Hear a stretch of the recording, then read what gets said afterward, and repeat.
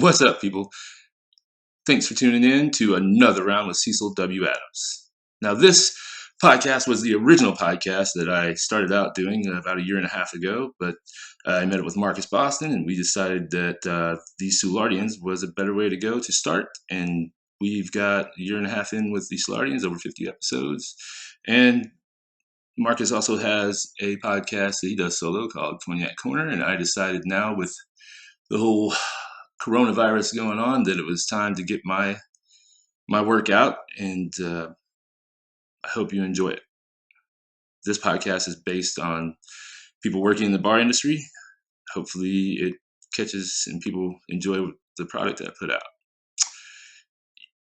You know, what'll be different is it's not just bar owners that I'm going to be talking to. It'll be bartenders, bar backs, front of the house, back of the house, DJs, people, bands, you name it. If you are part of the bar industry, I want to have you on my show, and so you can share your story. In this inaugural episode of Another Round, I have Todd Butcher, and I know I mispronounced his last name, but I am terrible with pronunciations. Don't tell Miss Buchanan, my English teacher in high school. I'm really bad at English. But Todd owns a company located in South St. Louis called Southside Alchemy. Look him up on all platforms under Southside Alchemy. He makes some of the best award-winning Bloody Mary mixes and Sangria mixes. I met Todd right before the show, and him and I hit it off pretty well, and we shared a lot of stories. And really, the story I'd like everybody to pay attention to is how he went from having a hobby of just making Bloody Mary mixes into being in almost every local store there is in St. Louis and made it into an awesome company that puts out an amazing product. Once again, I hope you enjoy the show, and thanks, guys.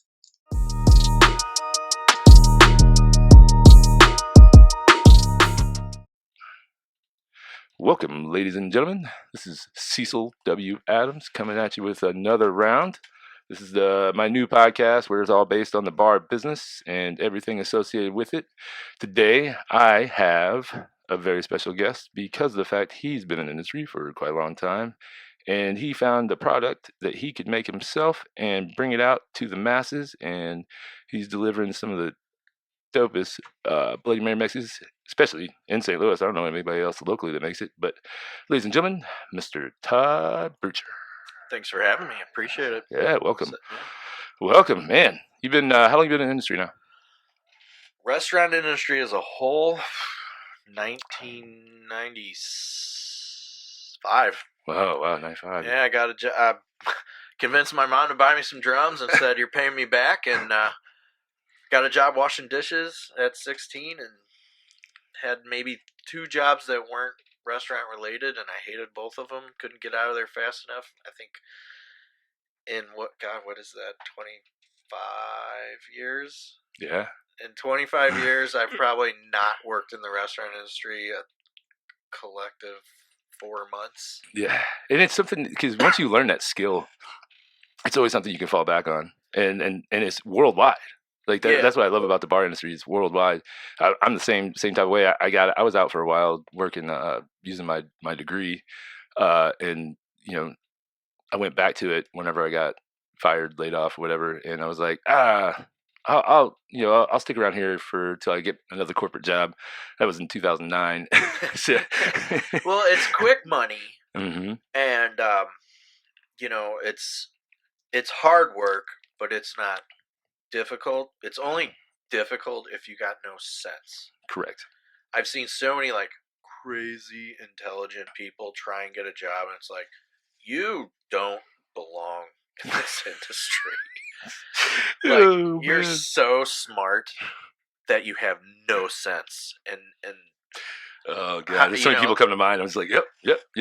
It's like you're just and there's nothing wrong with that, right. but you don't.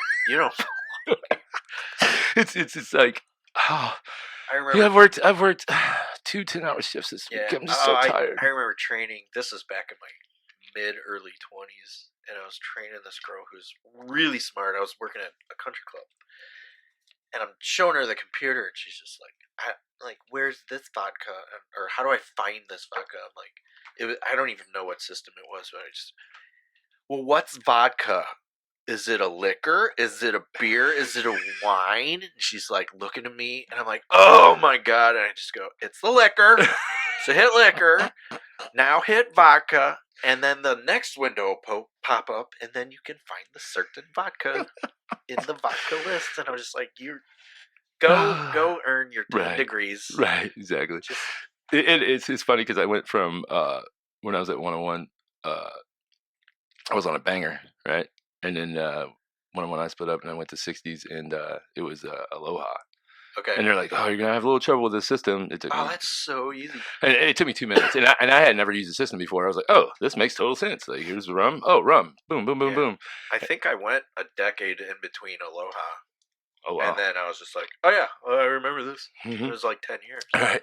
And then now all the systems are all on iOS, and they're all the same. It's just all marketing now. I mean, and you can honestly, you could, the way the systems are now, if you have an iPad, you could build your own if you know, or you're familiar with iOS. I mean, the shit is such a flooded market. I mean, the one I'm using at Colorado Bob's is they're out of Chesterfield, and basically they just took Square and like changed a few things about it, but it's the same shit. Is it Clover?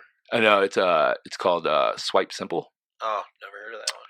Yeah, so I found them through a company called Swipe Some. Aaron Swipe Some, shout out. So Swipe Some is a St. Louis based company, and there's two brothers that started this company. They both worked at major credit card places, and all they did was try to charge the people that are swiping the cards. So the businesses that have the cards, they try to get them for as much money as they could on the percentage.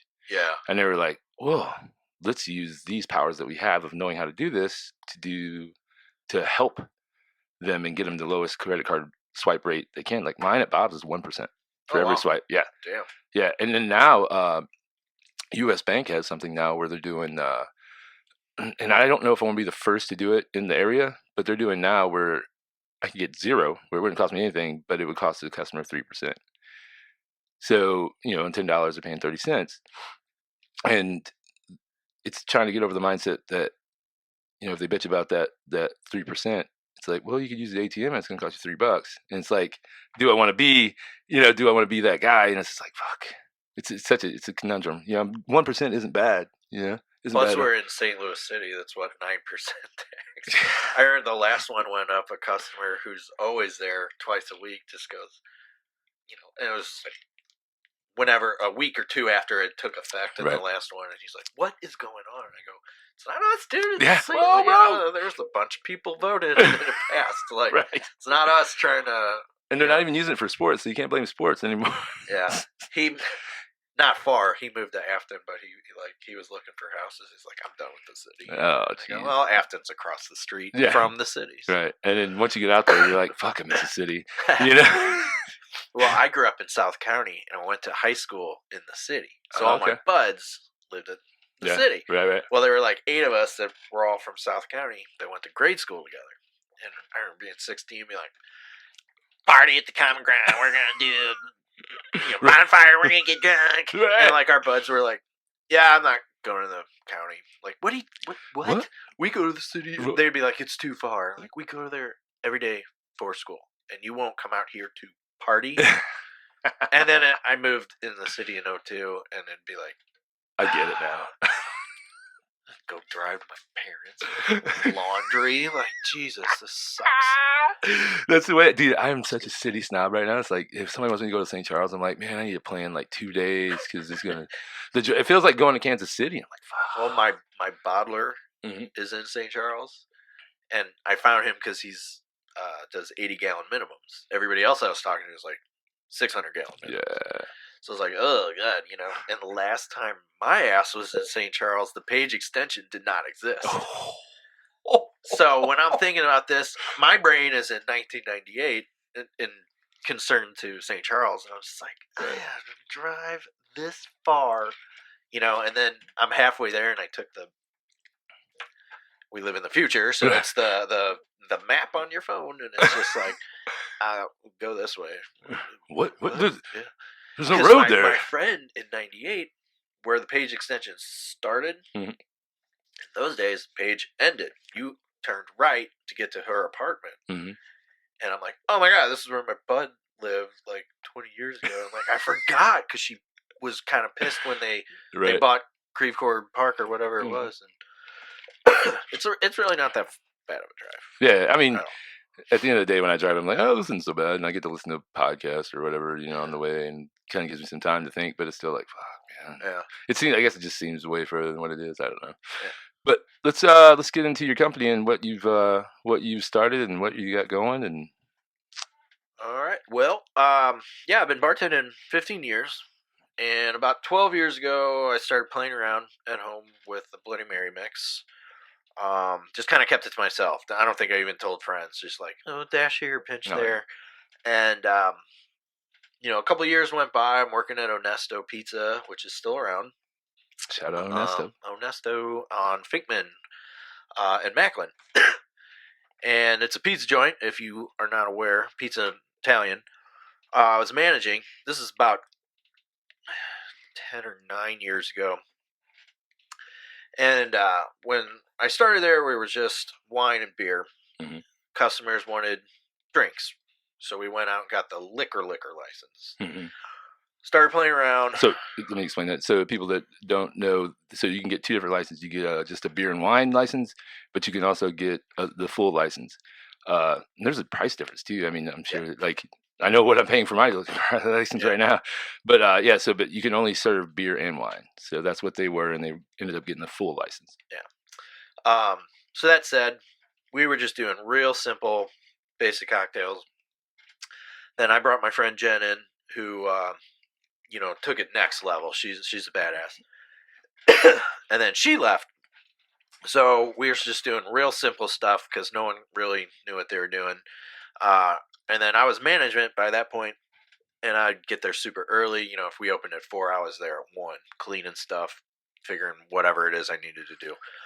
So I would grab, the rail vodkas and just go over to the pizza station and grab pepperoni and roasted garlic and bacon and pepper and all that shit and make different infused vodkas and just let it sit for like a month. And then is that what so when you're infusing something, and let's just say you stick it, like you said, you take some oranges and you put it with the vodka, and you is it a month you usually let it sit to get the best infusion? Or? Well, it really depends on what you're throwing in there. If it's a super strong thing like roasted garlic, you don't need a month, maybe 2 weeks. Just it's really just a play and get it to where you like it. And I was the one serving it, so I was in charge. This is where if somebody else wanted another month, I'm the one doing all the work. So who cares what you think? Right, exactly. But yeah, something a little less pungent, right, for an orange or something like that. Yeah, maybe do a little further, or mint or whatever. Mm-hmm. Excuse me. Anyway, I started doing all these different versions of vodka with pizza toppings, and then kind of put it away, forget about it. Oh yeah, I started doing that. And it's like, okay, well, this roasted garlic bacon vodka, what am I gonna mix this in? And then I was just like, oh, Bloody Mary's the way to go. Yeah. So we started doing. Does that matter on infusion? Does it matter if you refrigerate it or if you leave it? Well, I think it depends what it is, because I did cucumber once, and it was looking funky because I just stuck it in a cupboard. I gotcha. So I think you kind of got to figure out what you're doing. I guess it depends on what you're playing with, too. Yeah, gotcha. So we got to the point where we were moving maybe a case of Zing Zang every 3 months to me doing these infusions, and the public really responded. We were doing 2 cases a week eventually. Right. So I tell my boss... all from your infusions mixed with the Zing Zang. Yeah, gotcha. and this started, really taking off. I told my boss at the time, like, Greg, I can make a better bloody for a hell of a lot cheaper for you. So he goes, just make it. I'll do a blind taste test, and I'll go with whatever I like best. Because he's a Bloody Mary guy. Well, he liked my stuff. So I worked there another, handful of years. And I was employed by Onesto 5 total years. Right. So my timeline's a little jammed. Yeah, you got it. But when I left, I lived like 8 blocks away, still do. So I would see these regulars at Schnucks. I'd see them at the Mac. I'd see them at Walgreens, blah, blah, blah. I'd take a walk and I'd see them. like, dude, you're gone now. They went back to Zing Zang. Like, can I get a bottle from you? And I just like whip up something for. Same with the sangria I was doing. So fast forward like 8 years. I'm just selling sangria and Bloody Marys to customers if they see me. Right. Out of your trunk. Sling it out of your trunk. And it wasn't even like I made a shitload and now I'm going to sell a bunch. Right. It was just like, I did. Remember that? Right. I literally had some of that. Yeah. So that kind of was in my head for, I mean, we're almost talking 10 years of just sitting on this idea, but not really like, I'm not really going to do that. Right. Yeah, especially it's a good idea in theory. Especially if you know me, I don't finish anything I start. You know, it's a minor miracle that this thing exists. I blame my children. Yes, because if they didn't exist, I'd just be like, it's another thing that I'll never finish. Put a pin in that. I'll get back to it later. You know, when I was 20, I was going to write the next great American novel, and I think I got 3 words into that fucker, and that's gone. So, anyway. At least you got 3 words in. Yeah. I did put, paper and typewriter. But anyway, so I started at Copper Pig. This is 2015. I've met that guy, the guy that owns Nat. Yeah. Nat's cool shit. Yeah, he'd come into Bob's occasion. I met him. Yeah. Every now and again. Yeah, drop in. Yeah. I worked for Nat for 3.5 years. But we opened in late October of 2015. So one of the bartenders that worked with me, I think she was the only one. It was me and her. A chick named Erin started doing this pop-ups. Shout out to Erin, pop-up STL. She's still doing it, going strong. Oh, that's dope. Yeah. In fact, bringing up her and Copper Pig, we have a event on the 15th, so it's going up Sunday from where? 3 to 7 at Copper Pig. Okay. Christmas pop-up market.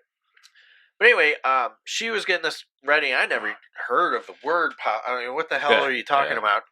And I'd always heard about it at the time in passing, like pop up. Yeah. It's like internet, whatever. Yeah. Well, I think I was like, who the hell's gonna go to a restaurant that's closed to shop? What are you talking? Right. You know, she did great. And then you're like, oh, all these people. Yeah. So the next one she did was maybe 6 weeks later. And I'm just kind of thinking to myself, like, and full disclosure, Bloody Mary wasn't even on my radar. I got known for sangrias at Ernesto. And again, didn't give him my recipe when I left. Left on great terms. Didn't give him my recipe. That's not theirs. It's your intellectual property. Yeah. So I was like, maybe a year before, I talked to the head of Vice in the city, and I was like, I want like an ice cream truck. And just in the summer months, roll up and down Macklin. I don't even care about the rest of the city. The rest of the city doesn't know me. Macklin knows me. Right. I'm going to roll up from, the hill down Macklin to Loughborough and just go back, and it'll be sangria. I'm going to treat it like a bar. I'm going to card everybody. Right. The head of Vice is like, that's a great idea. And I was like, oh, kick ass. And he goes, I don't know if that's legal. Well, you're the one person in the city who should know. So it's kind of like, why? Excuse me. So that's about a year prior to this. So Erin's getting these markets and they're moving. She did like 2 or 3 and they're successful. And I just one day was just like in a mood for some reason to clear my head, especially if the weather's bad. I can't go for a walk or whatever. I can't explain it. I'll go to Chinook's and wander aimlessly. So I find myself next to the liquor aisle, not in it, but next to it. And it's one of those like national brands. Bloody Mary mix? Well, no, it was margarita mix. Oh, yeah. Just add the tequila. Right. Everything's done for you. And I just text her and I go, what if I cooked all the fruit, blended it, did all this, blah, blah, blah, and then you had the wine? She's like, that's a great idea. And I went and did it. I made $800 profit. And I was like, okay. Okay.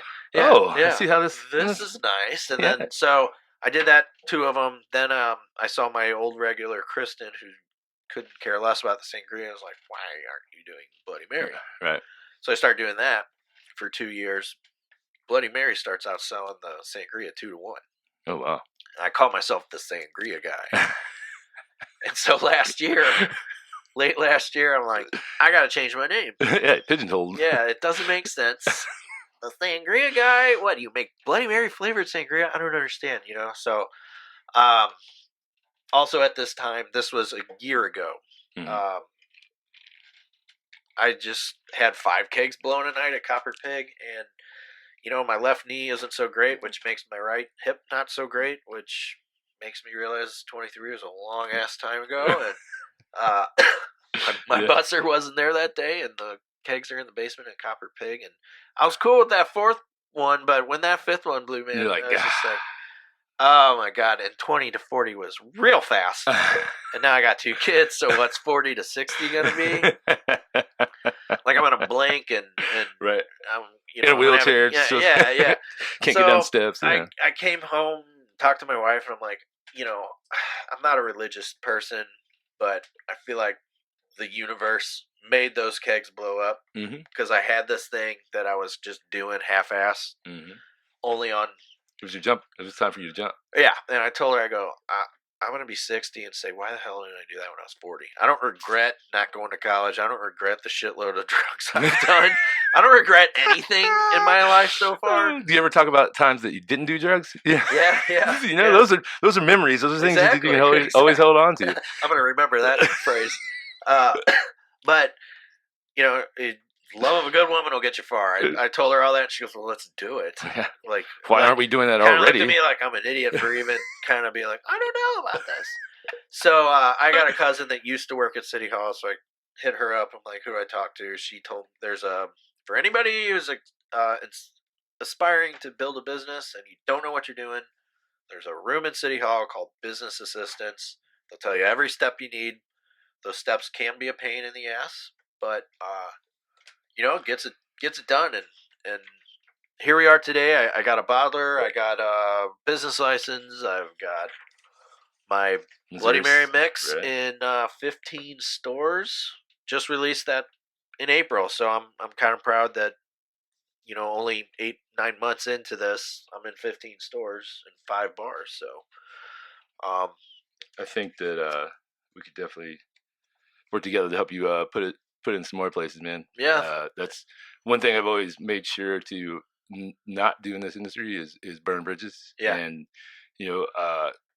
I think it makes sense for you, definitely as big as support local is right now, but even then just support the industry. Yeah. And I think that's one thing that doing my research on you, I was like, man, this dude's cool. Like he actually worked in the industry. He's providing a product where there was a gap in the market. Because everybody's just like, oh, Zing Zang or Major Peters or something like that. But if you can get something that tastes good, like I said, suppostly Major Peters is St. Louis. Somebody told me that. It's probably owned by the people that make Pearl. Probably. I have no idea. Pearl Vodka is local. Yeah. But they're such a big company. Yeah. They own so much stuff, so many liquors that you don't even think of. Yeah. And I think Major Peters is part of them.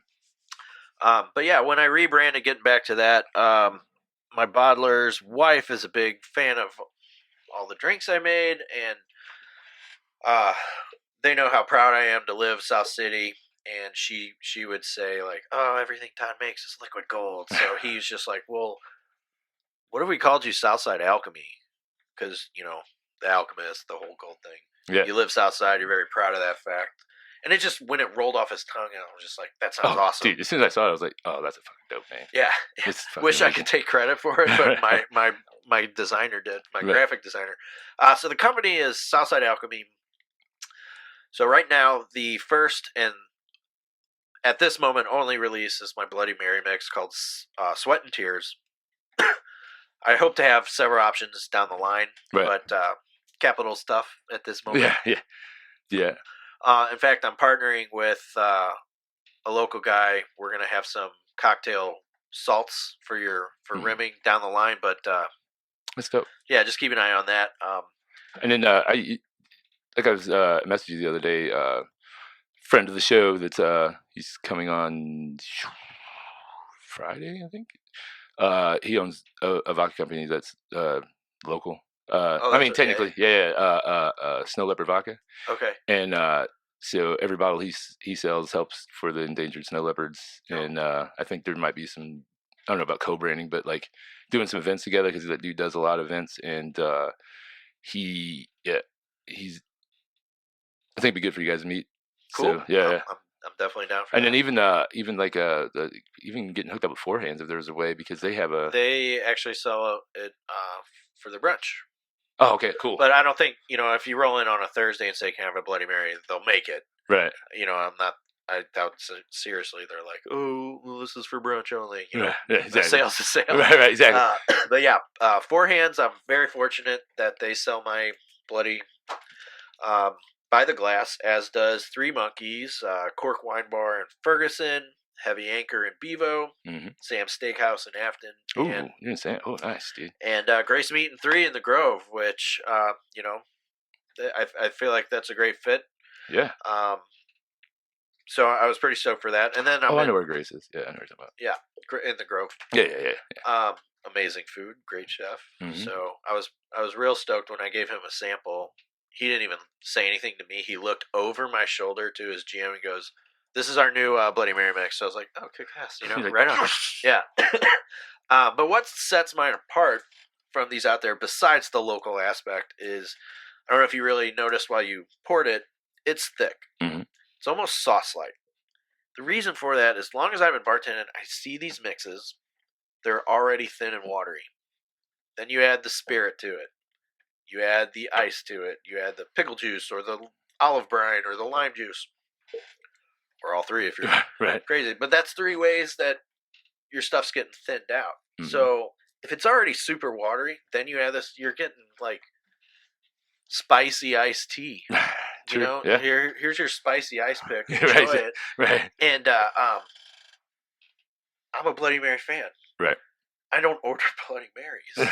The last time I did was probably 4 years ago, and I saw it, and I was like, why did I do this to myself? Like, this is why you have 5 hamburgers on top, because you're compensating for shitty. Or a giant roast beef sandwich shoved into the top. Yeah, and that's cool. It's cool looking. But at some point, you just roll your eyes like, let's make this about the drink again. Right.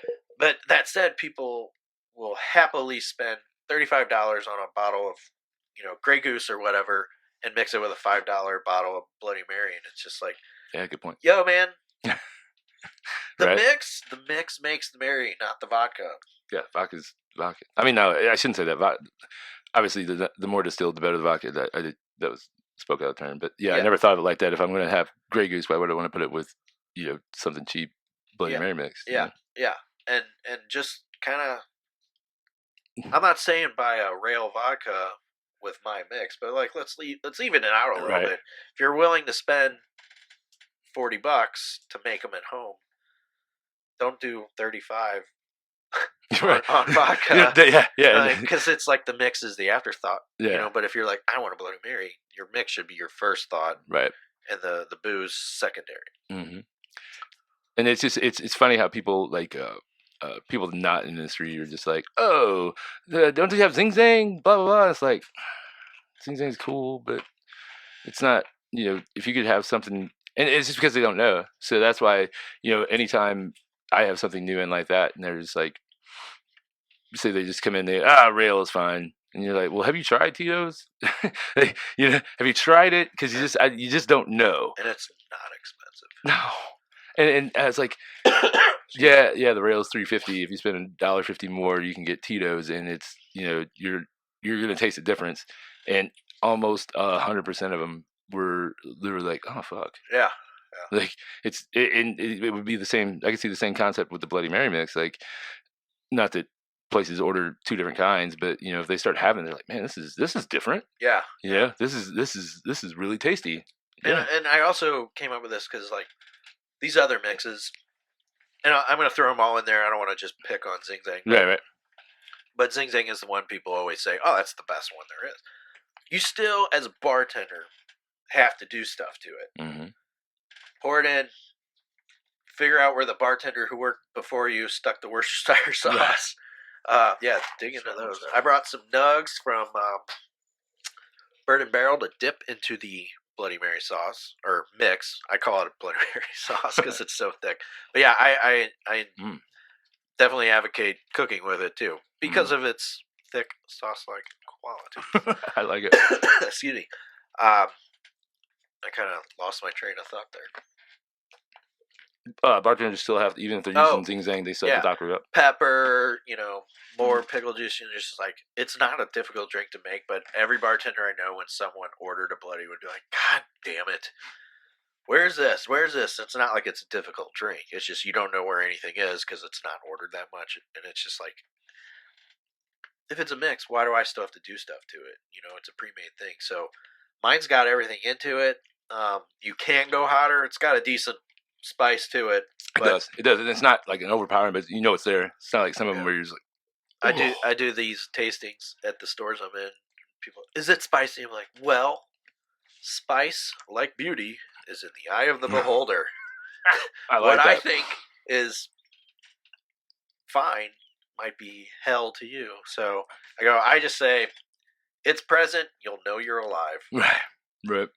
But the heat comes right away, but it doesn't escalate. It just kind of stays where it is. Can you talk about what heats it up, or is that going to give your recipe away? No, it's black pepper, white pepper, crushed red pepper flakes. That's the heat. I like it. And then, so you have a co-packed in St. Charles. Yeah. Okay. Because it's not like you could make it in your kitchen and drive it up there. That's super illegal. And I have 2 cats, a dog, and 2 toddlers that have their fingers up their nose all day. Yeah. Like, you don't want to drink anything that was made in my house. Right. And then I learned a lot about co-packing. I didn't even know co-packing existed until I started watching this show called The Prophet. And he talks about co-packing because he always finds, so he just basically comes in and he loves small business, and he comes in and like invests his money to make, say, something like yours into a national brand. Yeah. But he always talks about a co-packer, and like nobody ever has a co-packer, but it's awesome that you have, you're year in and you know that co-packing is the way to go, because you put it into mason jars and selling it at a yard sale, that's not going to get you there. But and you found the right guy. I mean, if you're only, you say 80 gallons? 80 gallons, and that's what I started with from when I released this in April to probably August, and now I'm about 100 gallons a month from him, because I do, like I said, the stores and the restaurants, but I do a lot of pop-up markets. I do craft fairs. I do Tower Grove Farmers Market. So, are you in the Sealord Farmers Market? I'm not. Yeah, I did, because it is all week, but you roll there on a Wednesday. Right. There's nothing going on. So really Saturdays are the day to be there. Yeah. And I know the guy that runs it, if you want to. I talked to him before I found my bottler, and he loved the idea. Right. I just was getting. I was in full email mode last year. Getting it ready. I was just. Right. If I can't get my business license today, then I'm going to open the business account. And if I can't do that, I'm going to talk to this guy. Right. So there's a bunch of people I was talking to, and when it's a one-man show, I mean, well, you and your wife, obviously, but she, working, whatever. But like when you're trying to do it yourself, like shit falls through the cracks sometimes, man. Yeah. And honestly, I don't live far from Tower Grove, so I was just kind of in my head. I was like, if I do something stupid and forget my table, I can run home and grab, Right. Good point. Yeah. So it's just like, it's a fast fix. Yeah, definitely. Yeah. So the co-packing thing, was that when you were trying to, did you get it right away with how you wanted to set it up, or did you have to, did it take a little time of like, it's not quite right? No, he knocked it out of the park immediately. So I gave him my standard recipe, which is like 4 quarts or something. Right. He turned that into 80 gallons. Said, "Come on out, see what you think of this." And he had it in like, when you get the little Gatorade bottles. Yeah. I don't even know the ounces, but it's like small little guy. He had like 4, all sealed and everything. And he goes, "Just you don't have to taste it here. Go home, text me, email me in the next week, and we'll see where we're at." So I went home and tasted it. I'm like, "This is." Nailed it. Like there was no, it's a little tweak here, tweak there. He nailed it. So then he sent it out to K-State to get analyzed for nutritional facts. Mm-hmm. That came back, and we were ready to roll at that point.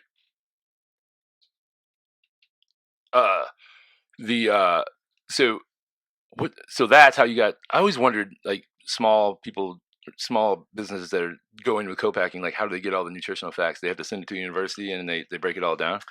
Yeah, there's different places like my buddy Casey Jovic does Jovic Brothers Spice Rub, and his people do it in house. So his co-packer, and to my knowledge, is just seasonings and salts and stuff. Mm-hmm. I'm not sure who he uses. He's told me, but right. I know there's one over on Kings Highway, but that's like there's a lot of gallons that you have to put. I mean, that's his spiel, but we just BS over coffee, and he said his co-packer just has a thing to figure out there. My guy's small, right? So it's K-State. It usually takes like 6 to 8 weeks. I guess I hit them at the right time. Mine came in like 12 days. Oh, wow. Like even Bob is my bottler. He's like... Bob the bottler? Yeah. I love it. Yeah. Well, he's retiring soon, so... Oh, shit. Yeah, but everything's all good on the bottling aspect. But yeah, he hit it out of the park. But yeah, that's the thing. You just send it in, and I was really astounded when it came back. It's not by design, but it's beneficial for me as a selling point. It's only 4% sodium per serving. Most are like 25 and higher. Yeah. So that's just from all the spice and salt, or yeah, I would guess so. That's what I would think. Yeah. And a lot of these other guys on the market are national products, so they're going all over the place. And I would assume, without actually working for them and knowing, that they pack it with salt to preserve it for shelf life. Yeah. My guy he pasteurizes it, and I get a 2-year shelf life. 2 years, wow. Yeah. That's awesome. So, because before when I was just doing it on my own, right. It was like, you should probably drink this in like 5 weeks. Yeah. Because I don't, if you die, it'll ruin Christmas. So. For your family, not mine. But yeah. Well, it ruined mine by the lawsuit. Fair enough. So I don't know what you're talking about. I told him to drink it. Yeah, it's beneficial. Like I definitely made more money when I was going super illegal, but I don't have to look over my shoulder now. Right, exactly. That's great. He's got it in a giant 80-gallon mixer, and it heats up. And I think I want to say it's like 165 degrees. Wow. So it's like a slow boil, and that kills whatever you need to kill to whatever it is. Shelf life. I'm not a scientist, so right. And that's what it's funny. Like I see so many people that like have an idea, not necessarily Bloody Mary, but like they got salsa they make or whatever. And I got a buddy that does amazing salsa. I'm like, dude, this shit is fucking phenomenal. And it's like he geeks out over it, and just really gets into it. I'm like, have you thought about doing it? I don't know how to get the ingredients on there. I don't know how to do this, and this. And he just lets it. He needs that jump off point like you had, and it's now knowing like that you could use the co-packer and they can do that type of stuff for you. It opened my eyes, like, oh shit, that makes sense. You know, like not that I'm gonna go make salsa and send it up there, but that definitely. I learned something new today. How about that? Yeah. No, I mean, I had no idea what I was doing, and this is a short year ago. I had no idea how to get a business license. Again, the business assistants at City Hall helped with that, and I got another buddy who's kind of looking to do pickles like I do, and he messaged me the other day like, how do you remember how much it costs to get the LLC and the EIN and all this? I'm like, dude, like I was told to do it and I did it, but it was such a blur. Right. Like, I don't remember how. If he goes to Bank of America, they will file and do your LLC. If you have your account with them, they'll do your LLC for free. Oh, well, I'll let him.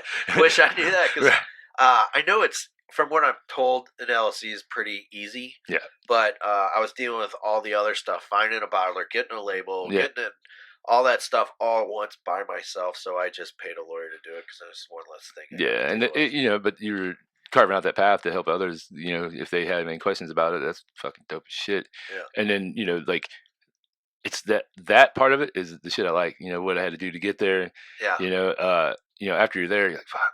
All right, so figured it out. Now you guys like, oh, what's next? What's next? Yeah. And now that you have that process done, it's so much easier.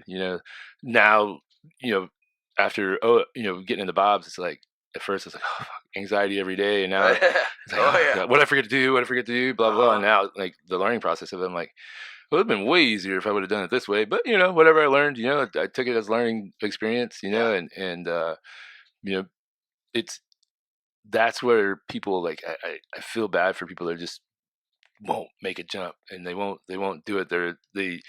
I call it uh uh paralyzation by overanalyzation.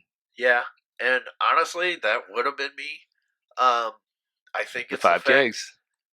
Well, 5 kegs was the big thing, but I think it was a perfect storm of timing. My oldest is 6, and she started school.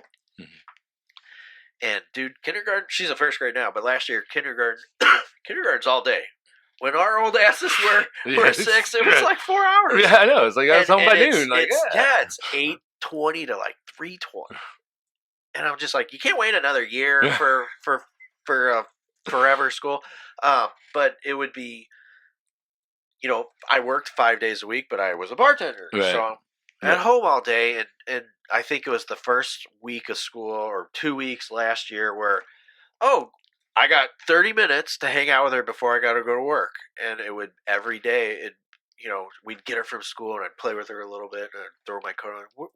Where are you going, Daddy? they give you that look, and you're just like, And dude, nobody has guilt trips down like a 6-year-old girl. I told my mom, I go, your Catholic guilt doesn't mean shit anymore. I have 6-year-old guilt. Where are you going, Danny? Oh, Danny's got to work, and then the slow build up tear. oh God, you're just like, And then the quivering bottom lip, and she's, as tall as my hip, so it's, don't leave me, Yeah, Daddy. grab And your puts leg. her face, yeah, and I'm just like, cool, now I gotta go to work for 6 hours, like feeling terrible. God. And for like 2 weeks, it's like, I'm not divorced, but I see my kid half the week, Right. and she's at that age where she still wants to hang out with her dorky old man. She's 6 now, so I got maybe 4 years. Right. But it's just like, God, the years are flying by. So Yeah. it's a combo of guilt from not being home, and my wife's a nurse; she works nights, so my kids rarely had both of us at home. Mhm. It's either Dad's working all night during the day or during the week, and Mom's working all night during the weekend. Right. And you just feel guilty at some point. And plus, like I said earlier, I'm not 23. Right. Shit hurts all the time. And then you do something like this, you jump off, and then it keeps growing like it does. Yeah. It's going to give you more time to Yeah. see them, and that's why you do this stuff. That's why you take that jump. Yeah. And even at your age, how old were you when you went to this and started just doing this? Was it a year ago? So 39. 39. Yeah. So I turned 41 in April. okay. So it was right before my 40th birthday. Yeah. Handful of months. Yeah, and making that jump at that age, because a lot of people would have probably packed it in, but that's awesome that you fucking did it, man. I love that shit, and I tell people all the time, it's never too late. Like there's a lady I read about her all the time, and her name escapes me. She started a business after she retired at 66, I think. She started a business, Yeah. and the business is doing $10 million a year now, and it's like Yeah, there's something going around on the on my business Facebook page, Southside _Alchemy. Southside Alchemy on Facebook _Alchemy. But I don't know who posted it. I just follow businesses Yeah. on that page. But it was, I hate to say, like a meme inspired me, but it did. This is the age we live in, a curious right. time. But it was like, Tina Fey did. Right. She at 23, she worked at the Y or Right, whatever. yeah, like yeah. Grandma Moses didn't start painting till she was 70, and, Right. and what's her face, the Harry Potter Yeah, chick. yeah. It was like 44 when Right. she wrote it. I'm like, Yeah, okay, she was on welfare, and, Yeah. and like she's having to go to a coffee shop to get Yeah. Wi-Fi while her kids are at school, and she wrote Harry Potter. And it's like, yeah. oh, it made me feel like a It's piece like, of shit. yeah. And I only feel 40 when I have the aches and pains. Like my mindset, Yeah. that might be due to the drugs from a young age. I'm still 19 because I screwed up my brain. That's what people like. I turned 40 in October, and they're like, oh, over the hill, and I'm like, I'm just getting started. I don't know what some motherfuckers are talking about. yeah. Like I honestly, man, I don't feel. I had more fun in my 30s than I did in my 20s. just because I had more money. So like, you know, because I had more readily available money because, you know, I worked in the corporate for a while, but getting back to the bar industry made me happy. Yeah. And that's, you know, my happiness, I've learned just in the last few years, my happiness is more important than almost anything. Yeah. You know, me going to work and having a smile on my face and being truly happy, you know, I get that in the bar business. Yeah. And you know, I've had bosses that one boss since I got back into it in '99 that was fucking terrible, but I didn't realize at the time. I just thought everybody was like that, you know. Yeah. Yeah. And now after I got out of it and I was truly happy when I went to 1860s where I was like, man, this is fun, you know. I was working 6 days a week and was enjoy going in every fucking day. Yeah. You know, and then it got to a point where it was just like, it's time, man. It's Yeah. time. It's time for you to either shit or get off the pot. Exactly. You know, do you want to go be a rep? Which is nothing wrong with being a liquor rep or you know, doing that. But I was like, I got to try this. If I got to, you know, even 45, and I was like, oh, fuck, man. Yeah. You know, like why? Or you know, like you said, get to 60 and like, man, I could have made it just having one dive bar. It would have been fine. We could have lived happily. Yeah. But now, you know, you're at 60 and it's like, oh fuck, it's too late now. Yeah. But yeah. But you know, it's that's what I love about the industry. One, that it is something worldwide. You know, there's bars everywhere. Maybe not Dubai, but I'm not going to Dubai. Right. You know, this industry, it hardens people, but it also builds a community. You know. Yeah. I've met so many cool people that I never would have met if I was selling insurance or Right. or you know, God knows what. But like I said at the top of the show, like I've had 2 jobs that weren't restaurants, and I couldn't stand them. Right. I had one job. It's still there, so I don't think I should say the name. But I was like 20, and it's picture Kinko's but local.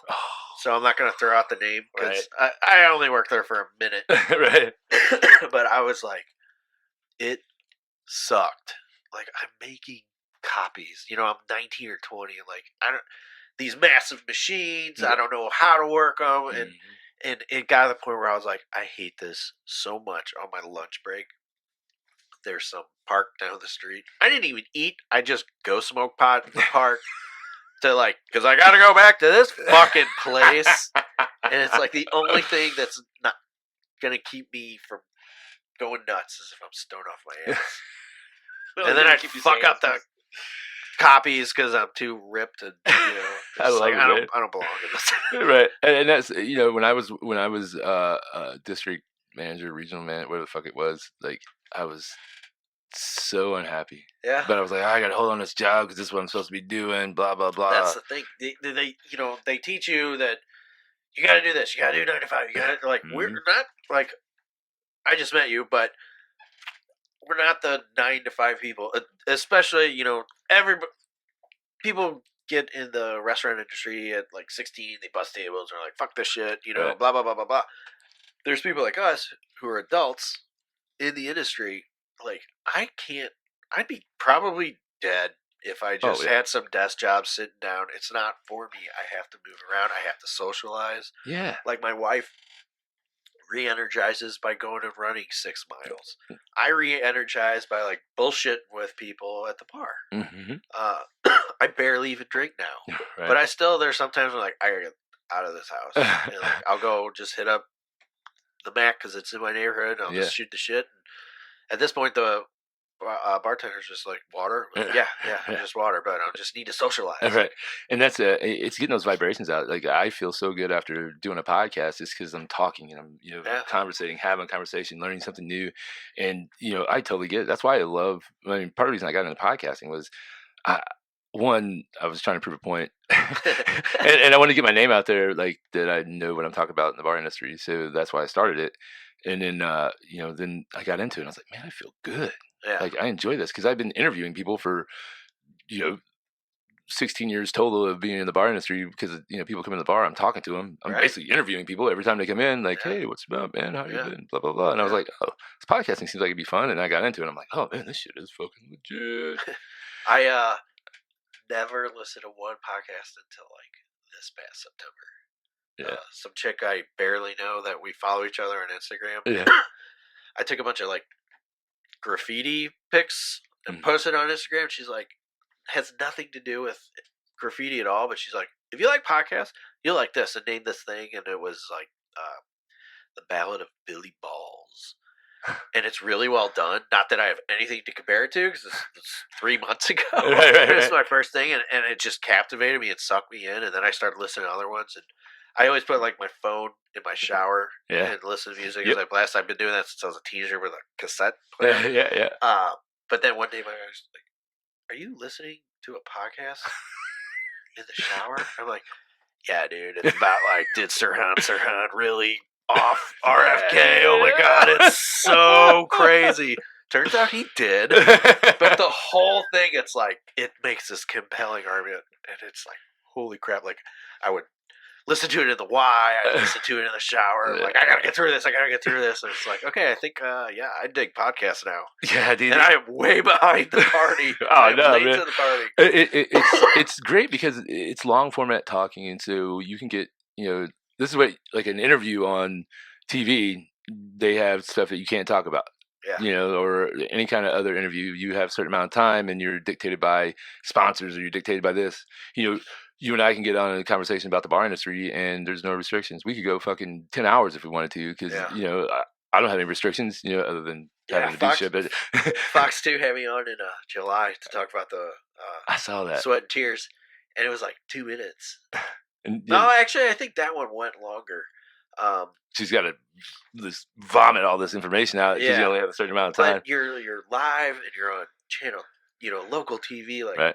You can't accidentally say the F-bomb. Fuck, hey, man. You gotta, and like, again, working in the industry as long as you have, that's second nature. Like, I gotta try and not say it in front of my kids, and like, I have no idea I say it. My wife hits me in the shoulder, but it's like, I'm conscious of the fact that I can't say it, so then I'll say like the same word like 9 times.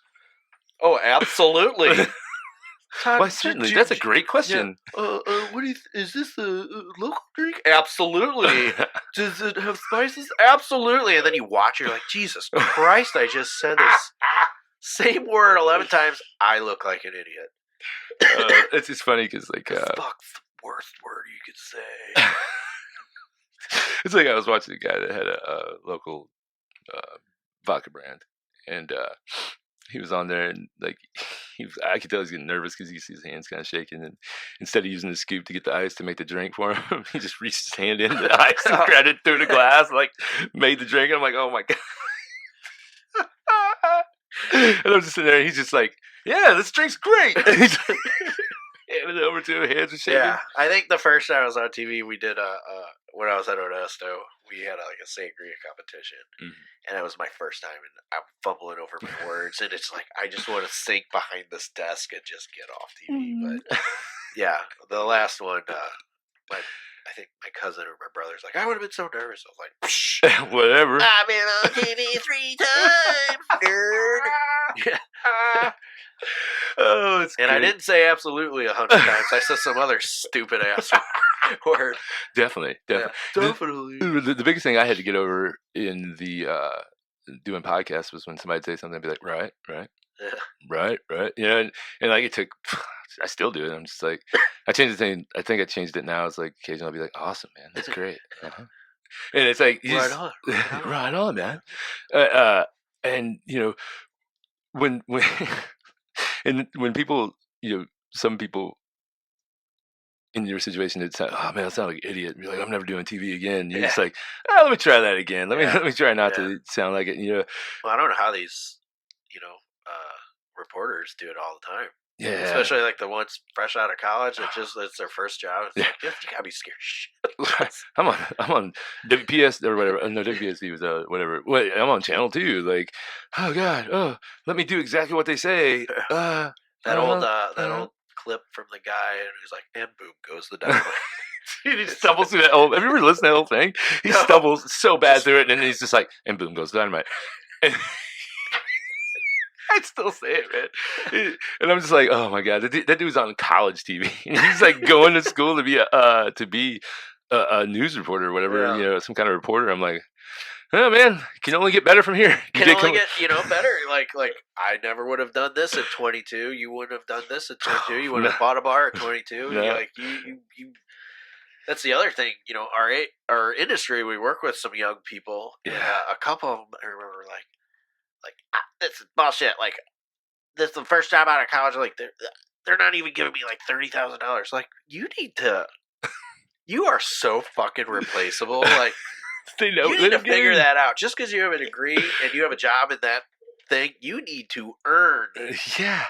Or like, somebody works at the bar for a month, and they're like, they've been serving. Oh, hey, can I get bartending shifts? Yeah. What? You want to bartend because you've been working in the bar industry for a month? Now you can bartend? Did you struggle the way I struggled to get a bartending job? Yeah, I started out so in St. Louis. My first gig was bouncing at Club Buca. My first bar gig was I was a bouncer at Club Buca, and I was doing it. I thought I was badass, because Buca was fucking.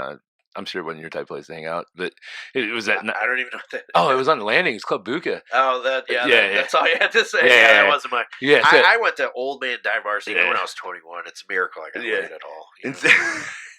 So I go, and I was, every fucking weekend you're just dealing with all these douchebags and fighting and like all kinds of shit. But I always saw who had the fucking money at the end of the night. I'm walking out with $60. And I'm like, look at me. They got 500. Yeah, exactly. And I'm just like,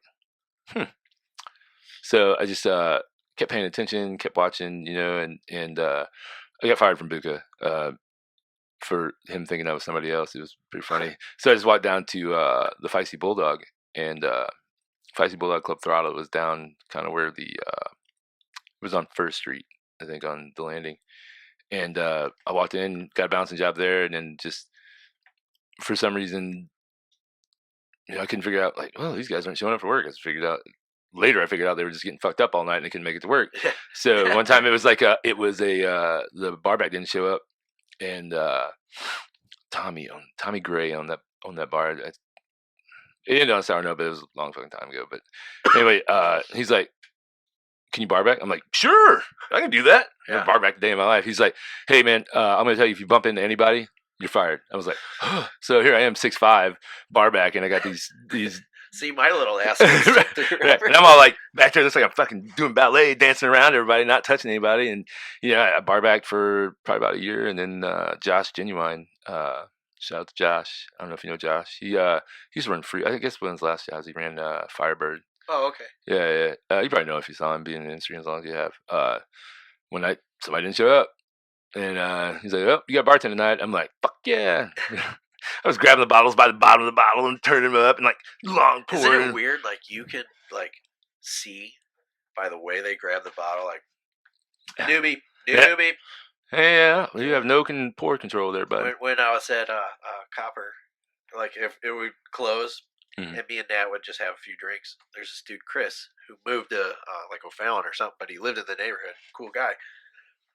So that we're closed. We're just the three of us are shooting the shit, drinking after hours, and Chris would be like, Todd, can I get another? I'm like, I'm off the clock, motherfucker. Like, walk your ass behind the bar yourself. And he would do it, and he'd like pour this entire torso. Never mind. Let me do that because you're gonna get shit all over my clean bar. You're giving me anxiety right now, bud. No, I struggled. I started as at a Westboro Country Club. Okay. This is like 03 or whatever year we invaded Iraq again. Right. So our bartender was a non-vet. And those first 3 weeks, there was no television. Like, The Simpsons wasn't on. Right. Even for, 24/7 for 3 weeks, it was even network TV. We're at war again. Right. So there'd be times when you'd be like, I gotta get the fuck away from these TVs. Right. So we're all young kids that work there, early 20s, a group of us, and the management's like, Don needs to, remove himself every now and again. Who wants to, bartend? And, nobody raised their hand. I'm like, are you guys serious? Are you guys serious? It's me. So I did, but this is a country club. These are old fucking men that play golf. It wasn't, $500 at the night because everyone's hammering doing coke off each other. Yeah, exactly. It wasn't that scene at all, but it was, Don's like, here's the list. Yes, there's 500 members, but they all drink the same shit. They drink shitty red wine, shitty white wine, excuse me, old fashioned Manhattan and Right. martini. Mm-hmm. So he gave me a cheat sheet of how to do all those. Obviously, wines you pour from a Right. glass. That's Obviously. dude. You ever watch? I'm big into mob movies. Goodfellas, when the kid's in the room with the old men and they end up shooting him in the foot. Mm-hmm. That's how I felt like in these cats. They have the card room, the men's card room. And I'm like timid, 22, 23, never made a drink other than like, vodka cranberry at the party. Rum and Coke. That was like, yeah, exactly. And they're like, we want this, and we want this. And I'm like, okay, guy orders martini. I look at the cheat sheet. I see vermouth, not knowing there's different vermouth. So, of course, yeah, you know exactly where this is going. Of course, the first bottle I see that says vermouth is sweet. So I make this cat's drink. It's fucking brown. And like, as young as I was, like, I knew damn well a martini wasn't brown, just from, movies or whatever. And I'm just like, this is super not right. But I slid it to him like one of those, like, you're like, here you go. Yeah, it was like you knew it was wrong, but you did it anyway. I did the face like, this, Charlie, is this? And he's like 80, gruff, kind of fucking scary old dude. Yeah. Looks at it, looks at me, looks at it. Fuck's this! And I go, your martini. He goes, that's not my martini. And laughed and goes, I don't know whose martini that is, but they, so it's scary. And it's like, okay, that's how I learned to do it. So I was learning all these drinks that are hip now. Right. Then. Right. So every now and again, I'll make somebody an old fashioned now. They're like, oh my God, this is such a good old fashioned. Like, thanks. I made it for 85-year-olds who scared the shit out of me when I was 60 years younger than them. They terrified me. I got real good real fast. But when I left there, I ended up at a place in Kirkwood that isn't around. And it was one of those cleavage, hot chick, boobs, same thing. Chick doesn't show up. I'm the day server. So the day bartender doesn't show up. He goes, I'm just putting you behind the bar.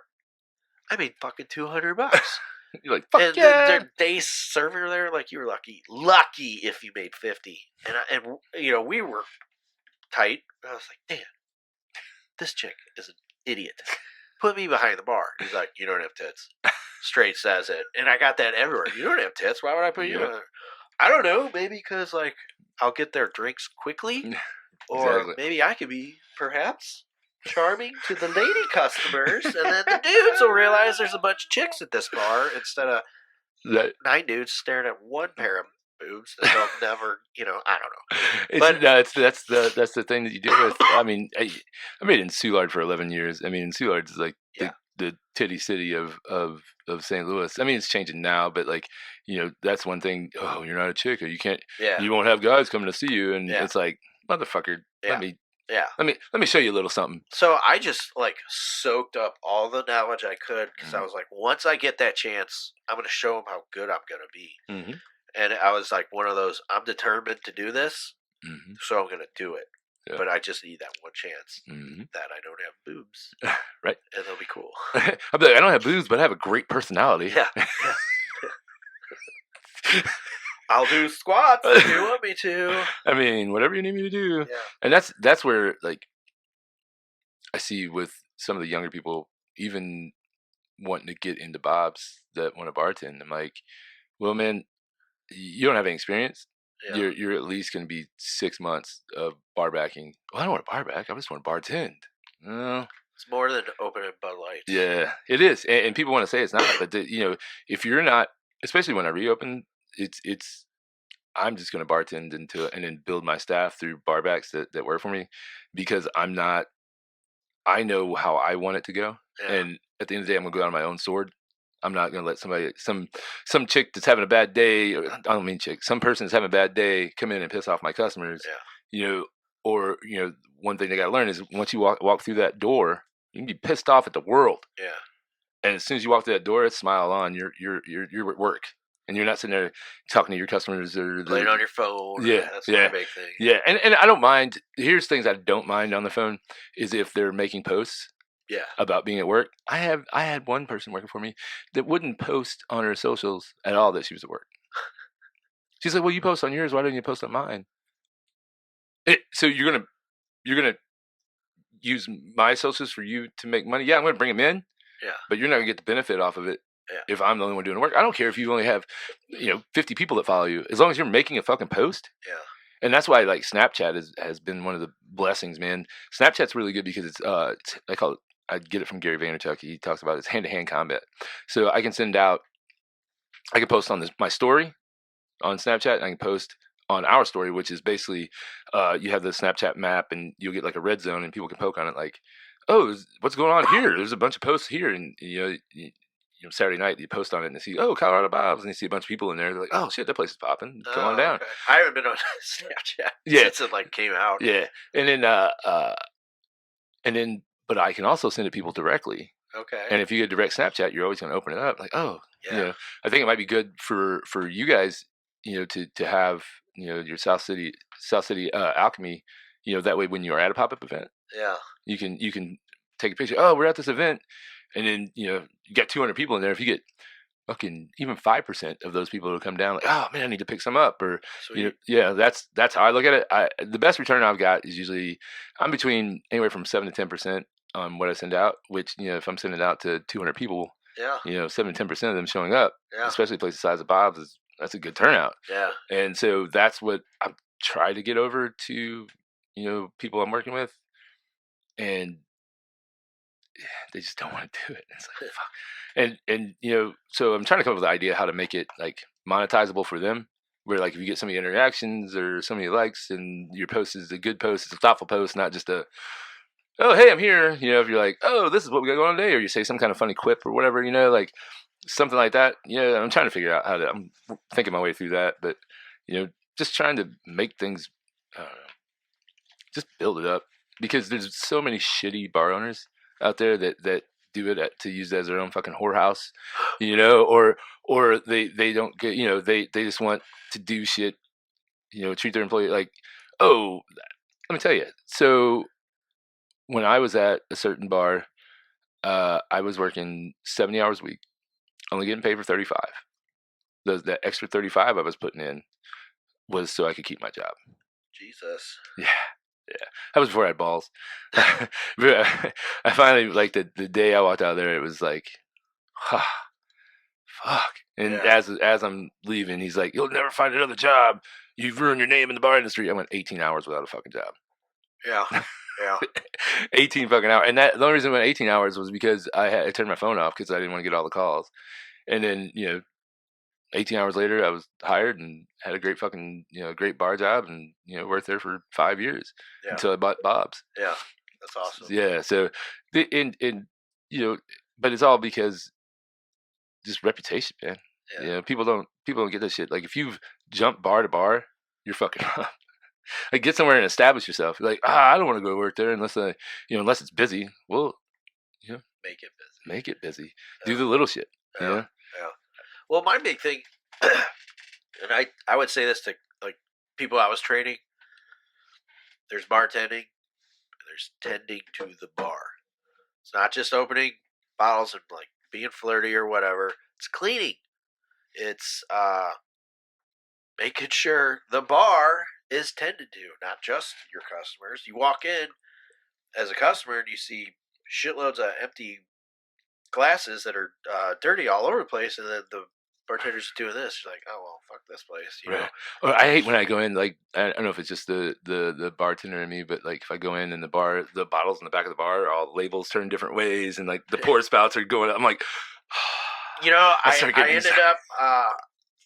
I think about 6 years ago, I was like, this guy all anal about the come on about the pour spouts, and like now I'm like, dude. So I totally get it. Like, now, if they're slammed and bottles are like, there's fingerprints on the bottles and stuff, like, man, they're busy shit. They'll clean them at the end of the night. But if I come in the next day and there's still fingerprints and shit all over the bottles, I'm like, really, guys? Really? This is how you're gonna leave it, huh? Yeah. This is how you get fruit flies. You don't want fucking fruit flies. Yeah. Well, those are a pain in the ass. Do you know Pat Joya? He's at the Block. I think I've met him. Well, name sounds familiar. He told me like 2 years ago. He goes, this is how you get rid of fruit flies, like after you clean and wipe. I guess he was on Reddit or something, a bar Reddit of how to do it, and everyone's got their own little technique. And some dude is just like, "Hey guys, I just saw your thing," and he's not a bartender. He's like deals with insects, and he's like, "This is how you kill fruit flies. Like, take it for what it's worth. I'm a scientist." And you just fill every sink at the end of the night full of ice. Every sink.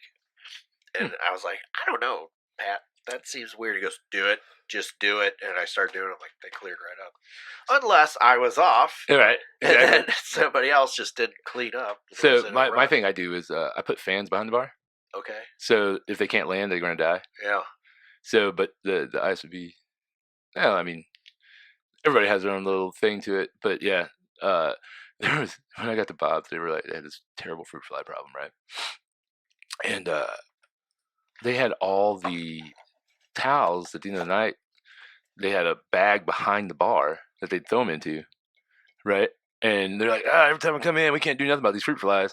All I did was like, well, here's the problem. I took the bag of wet towels, took it out and put it in the basement. Like, this is how, and they just cleared up. I mean, then there was other little shit that, just cleaning, man. It took 45 days of me cleaning for me not to be able to walk into that place and it not smell like piss and regret. Seriously, man. Yeah. All the ships they had up there was just nicotine and dust on them and just stunk. And, the bathrooms always stunk like piss. And, like, yeah, it was a long process. I didn't go there a lot. My friends all did. Right. And I think it got to the point where I was like, I'll just see you guys. Yeah, it has a following and it's good, and I enjoy going. I enjoy owning it. I enjoy being there, and there's a couple things that I want to do a little bit differently, just to bring on, not necessarily bring in. I just want a mix of people and not just cornhole. Oh, that's an old man bar. It doesn't have to be. Just because it's a dive bar doesn't mean you can't keep it clean as fuck. For sure, man. All right, man. Well, we're about that time. Been on for over an hour now, so all right. Yeah, man. Let everybody know where they can find you on the socials. Instagram is Southside_Alchemy. Facebook is Southside Alchemy / the Sangria Guy. So it's those two. You can find it by the bottle at Edibles and Essentials, LeGrand's. Both locations at Craft Beer Cellars. Oh, nice. 4 locations at the Wine and Cheese Place. Max Local Eats, which you have to get a burger if you're there. Right. You don't, you're crazy. Urban Matter, Gustine Market, Intoxicology, Larder and Cupboard, AO and Company, Civil Alchemy, Cellar House, Parker's Table, Southside Wine and Spirits. Those are all by the bottle. And by the glass, 3 Monkeys, Cork Wine Bar, Heavy Anchor, Sam's Steakhouse, and Grace Meat and 3. Nice. Awesome, man. It's great for having you come on. Thank you so much. Thanks for having me. Great conversation, man. Yeah. We'll probably have to do it again sometime. And absolutely. We'll bring in, plan on doing, down the road doing a industry roundtable. Be like 6 of us sitting around just talking about the industry. So I'd love to have you back for that, man. Yeah, so, please do. Thanks again. All right, everybody. Thanks for listening to another round with Cecil W. Adams. And thank you guys so much. We'll talk to you later. Peace.